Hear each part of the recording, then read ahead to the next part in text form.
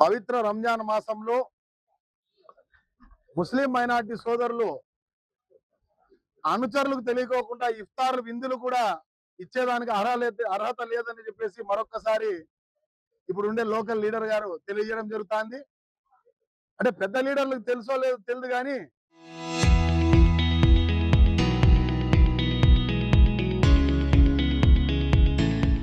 ఈ చోటా మోటా లీడర్లు ఆజాద్ నగర్ చెందినటువంటి మైనార్టీ నాయకుడు, మైనార్టీ కార్యకర్త, కరడుగట్టిన తెలుగుదేశం కార్యకర్త, వాళ్ళ పార్టీ కార్యకర్తనే ఇఫ్తియార్ విందు ఏర్పాటు చేస్తే అంటే ఇదేమో దౌర్జంలో ఉన్నామా, లేకపోతే ఇఫ్తియార్ విందులు కూడా ముస్లిం మైనార్టీ సోదరులు మిమ్మల్ని పెత్తందారులను అడిగి, రౌడీ షీటర్లను అడిగి మేము చేసుకోవాల్సిన దుస్థితి మాకు వచ్చిందంటే సిగ్గుతో తలంచుకోవాల్సిన అవసరం ఉంది.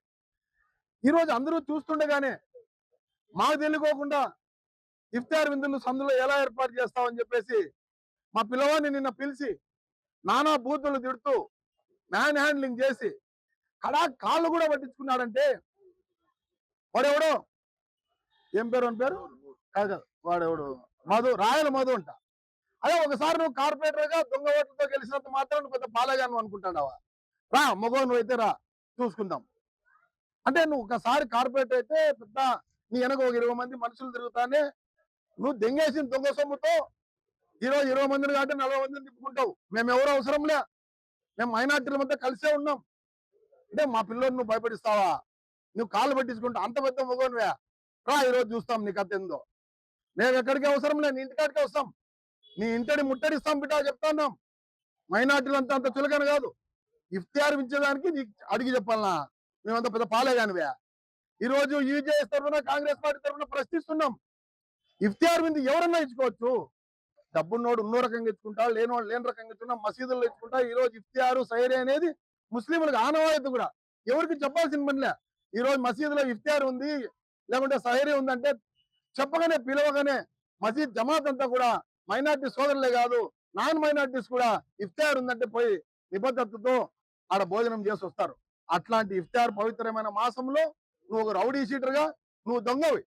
నీ గురించి మాకు అంతా తెలుసు, అనంతపురం జిల్లాకే కాదు చంద్రబాబు నాయుడు గారికి కూడా తెలుసు నీ గురించి ఏమనేసి. ఏదో ఒక పెద్ద నాయకుడిని పెట్టుకొని నువ్వు చెంచాగిరితో ఒకడు లోపలికి పోయినా నువ్వు ఒకడే బయట ఉండవు. తస్మాత్ జాగ్రత్త బిడ్డ చెప్తాండం, నిన్ను కూడా పారగడతాం. నువ్వు అనుకుంటానేమో నా వెనక పెద్ద నాయకులు ఉన్నారు, నా వెనక ప్రభుత్వం ఉందని. ఆ ప్రభుత్వంతోనే మెట్లతో కొట్టే దినాలు దగ్గరలో ఉంటాయని చెప్పేసి తెలియజేసుకుంటూ ఈ రోజు మా మైనార్టీ సోదరునికి ఏమన్నా జరిగితే నీ కథ చూస్తాం బిడ్డ అని చెప్పి హెచ్చరిస్తున్నాం.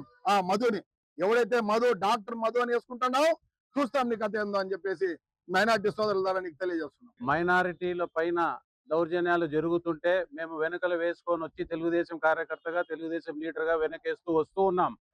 ఎందుకంటే తెలుసో తెలియకో పక్కనోళ్ళు తప్పు చేస్తే ఎమ్మెల్యేకు చెడ్డ పేరు రాకూడదని ఎమ్మెల్యేని వెంట వేసుకొని ఎమ్మెల్యేని కాపాడుకుంటూ వచ్చినాం. కాకపోతే ఇప్పుడు ఎమ్మెల్యే గారు ఈ యొక్క ఘటన తర్వాత ఘటన అయితే మేము తలెత్తుకొని తిరగలేకపోతున్నాం. ఈ రోజు మైనార్టీలకు తెలుగుదేశం పార్టీకి ఓట్లేయమని ఈ రోజు మేము తెలుగుదేశం పార్టీకి ఓట్లేసి గెలిపించిన దానికి మాకు దాని పరిహారంగా ఈ రోజు మైనార్టీల పైన దాడులు చేస్తుంటే మేము పునరాలోచించుకోవాల్సి వస్తుంది. రాబోయే మున్సిపల్ ఎన్నికలలో ఇటువంటి చెంచగాళ్ళని పక్కన పెట్టుకొని డబ్బున్న వాళ్ళని, ల్యాండ్ గ్రాబర్లని, శాండ్ మాఫియాని వెంట పెట్టుకొని ఎమ్మెల్యే గారు ఈ రకంగా ఉన్నారు. మీ పద్ధతి మార్చుకోవాలా? ఒకవేళ మీకు డబ్బు ఎంత ఖర్చు అయిందో చెప్పండి ఎమ్మెల్యే గారు. మీ డబ్బు ఇంటింటికి చందా వసూలు చేసుకొని మీరు ఎమ్మెల్యేగా నిలబడిన డబ్బు ఖర్చు రిటర్న్ ఇచ్చేస్తాం మేము మైనార్టీలంతా. మీరు ఎమ్మెల్యేగా రాజీనామా చేయండి. ఎమ్మెల్యేగా రాజీనామా చేసి మళ్ళీ మీరు ప్రజల్లోకి రండి.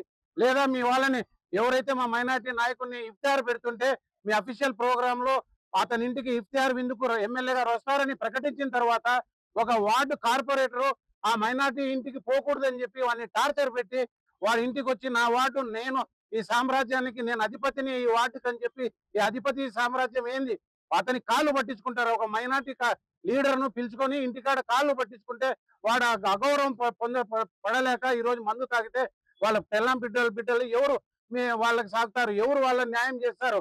ఎమ్మెల్యే గారు మీరు మంచివారే కావచ్చు, కానీ చీడ పురుగులు మీ వెంట ఉన్నారు. వాళ్ళని తప్పించి గౌరవంగా మంచి విద్యావేత్తలను, మంచి పారిశ్రామికవేత్తలను, సామాజిక న్యాయం చేసే వాళ్ళను, స్వచ్ఛంద సంస్థల వాళ్ళను వెంట పెట్టుకొని తిరగండి. ఈ రకంగా రౌడీలను పెట్టుకొని తిరిగితే వారం లోపల మీరు క్షమాపణ చెప్పి మీ వాళ్ళతో క్షమాపణ చెప్పకుంటే మీ యొక్క ఇఫ్తియార్లు మేము బాయ్కాట్ చేస్తున్నాం. అనంతపురం పట్టణంలో ఈ రోజు నుంచి ఎమ్మెల్యే గారు ఏ మసీదుకు ఇఫ్తార్కి పోకూడదు. పోయినారంటే ఆ మసీదుని మేము బ్లాక్ లిస్ట్ పెడతాం. ఆ మసీదు ముతవల్లికి కానీ పేష్మామకు కానీ తప్పకుండా వాళ్ళ ఇంటికి ముట్టడి చేస్తాం.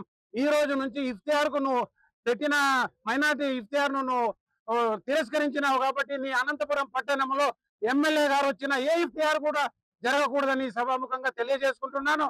మేము తప్పకుండా క్షమాపణ చెప్పి ఇదే ఐసీయూ వాళ్ళు మీరు మీ చెంచాలు ఎవరైతే ఇతనికి మైనార్టీ క్యాండిడేట్ కి ఇబ్బంది కలిగించారో వాళ్ళు ఇప్పుడు క్షమాపణ చెప్పాలా.